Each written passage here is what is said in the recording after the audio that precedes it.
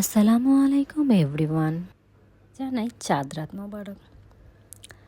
ঈদের দিনের জন্য তৈরি করে ফেলছি ঠান্ডা ঠান্ডা মজাদার ডাবের পুডিং। এই গরমে কিন্তু ঠান্ডা ডাবের পুডিং খেতে ভীষণ মজা লাগবে। প্রথমেই আমি ডাবগুলোকে ভেঙে পানি বের করে নিলাম।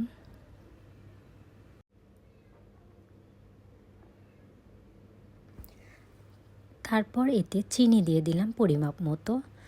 চিনিটাকে ভালোভাবে নেড়ে চেড়ে গলিয়ে নিতে হবে।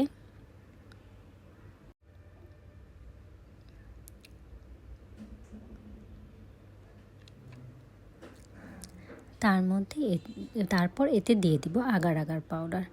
আমি আগার আগার পাউডারটা একটু পানি দিয়ে গুলে দিলাম। আগার আগার পাউডার দিয়ে অনবরত নাড়তে থাকতে হবে, না হলে নিচ দিয়ে জমে যাবে।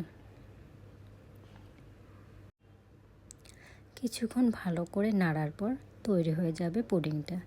তারপর আপনারা পছন্দ মতন একটি জারে ঢেলে নেবেন ঠান্ডা করার জন্য।